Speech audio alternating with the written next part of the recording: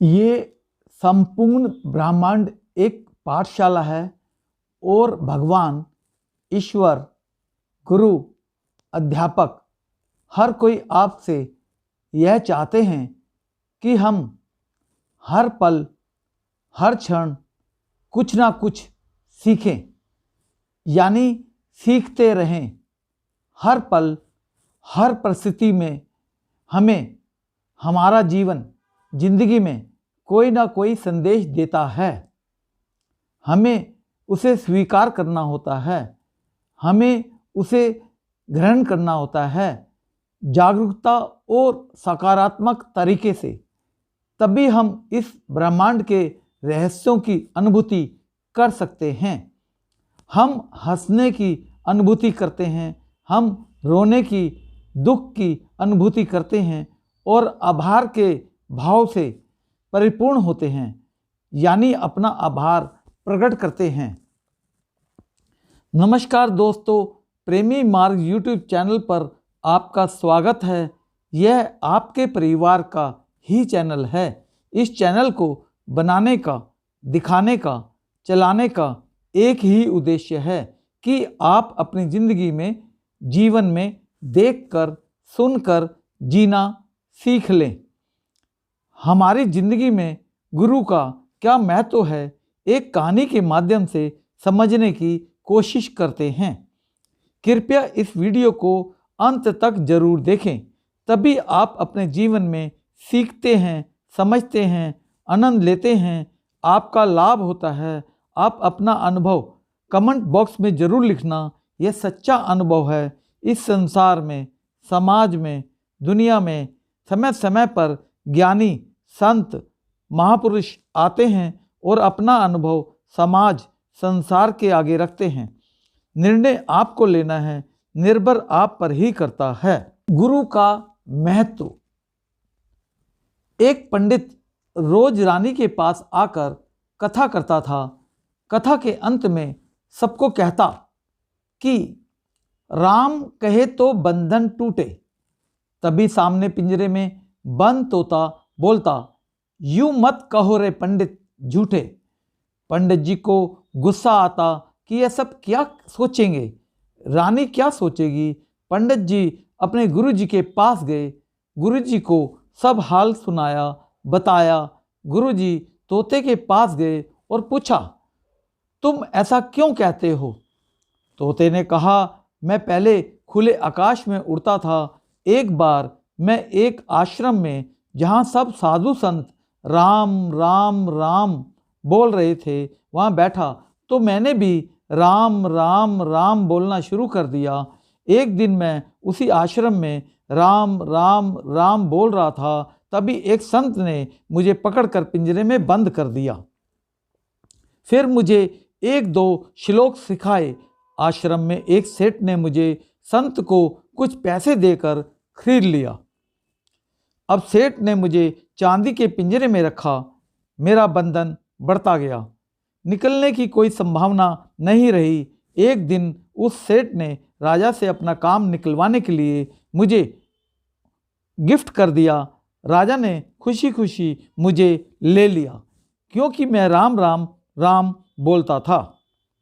रानी धार्मिक प्रवृत्ति की थी, तो राजा ने रानी को दे दिया। अब मैं कैसे कहूं कि राम राम राम कहे तो बंधन छूटे? तोते ने गुरु से कहा, आप ही कोई युक्ति बताएं जिससे मेरा बंधन छूट जाए। गुरु बोले, आज तुम चुपचाप सो जाओ, हिलना भी नहीं। रानी समझेगी कि तोता मर गया और छोड़ देगी। ऐसा ही हुआ। दूसरे दिन कथा के बाद जब तोता नहीं बोला, तब संत ने आराम की सांस ली।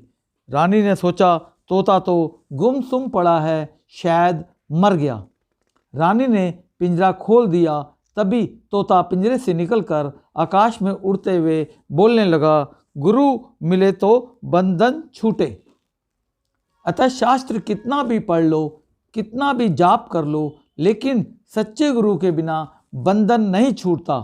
गुरु जी के चरणों में शत शत नमन। इस कहानी का सार है, हम सब लोग भी इसी कहानी के तोते की तरह ही होते हैं। राम नाम या भगवान के किसी भी नाम का जप, भजन, स्मरण हमें जीवन की बहुत सारी समस्याओं से मुक्त करता ही है। धीरे धीरे, चाहे वो समस्या आर्थिक, पारिवारिक या मन की हो, परंतु समस्या ये है कि हम लोग भी उस तोते की तरह बहुत जल्दी भजन करने के दिखावे में फंस जाते हैं।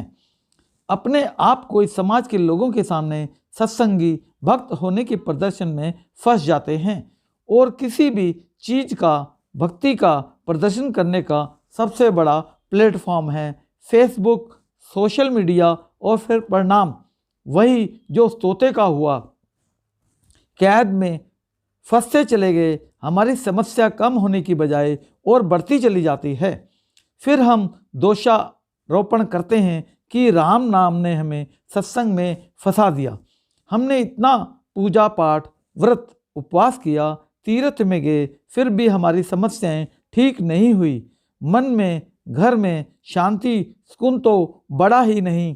कई साल समाज की परिभाषा वाला पूजा पाठ, व्रत, उपवास, तीर्थ, सत्संग, भजन आदि करने के बाद भी जब हमें सुकून, शांति नहीं मिलता, क्योंकि हमने जो कुछ किया था उसमें भक्त सत्संगी होने का प्रदर्शन ज़्यादा था, तो फिर हम धीरे धीरे ऐसी भीषण परेशानी की अवस्था में पहुंच जाते हैं कि हमारी बुद्धि काम करना बंद कर देती है और तब हमारा बुद्धिमान होने का अहंकार टूट जाता है। तब हमारे अंदर एक चीख निकलती है, एक वास्तविक पुकार जो बहुत भीतर से आती है, जुबान से नहीं।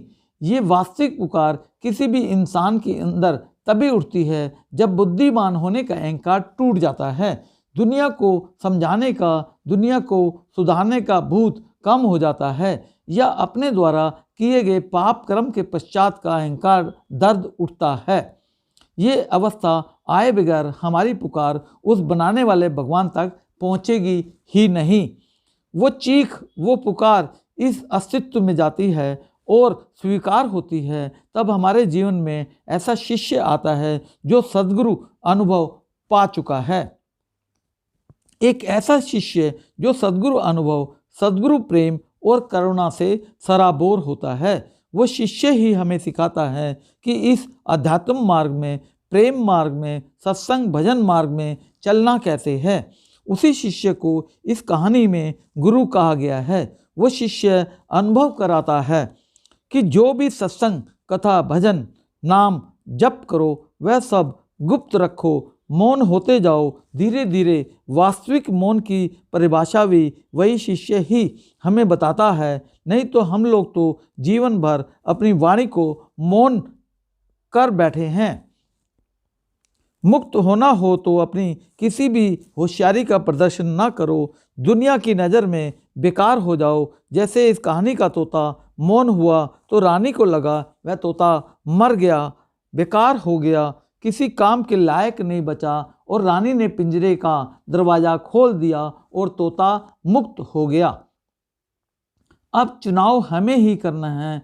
हमें क्या चाहिए? हमें दुनिया की प्रशंसा चाहिए या मुक्ति का मार्ग? अगर आप इस वीडियो को पहली बार देख रहे हैं तो प्रेमी मार्ग यूट्यूब चैनल को सब्सक्राइब कर देना और इस वीडियो को अपने दोस्त, रिश्तेदार, पड़ोसी को शेयर कर देना। आपने अपने दोस्त, रिश्तेदार, पड़ोसी का अब भला कर दिया है तो भला शब्द को उल्टा करने पर लाभ लिखने, पढ़ने, देखने में आता है। अब आपका लाभ अवश्य ही होने वाला है, आपके परिवार का भी लाभ होने वाला है। हम हर वीडियो के अंत में बोलते लिखते हैं, कर भला हो भला, अंत भले का भी भला। धन्यवाद। आपको मनुष्य जन्म एक बार ही मिलता है, यह वाद विवाद का विषय नहीं है। इसलिए इस मनुष्य जीवन का, जिंदगी का आनंद जरूर ले लेना। आप सभी को जय सच्चिदानंद। सत्य आपके अंदर है, चेतना के साथ आप जी रहे हैं, जीवन चल रहा है, आनंद भी लेना है। धन्यवाद।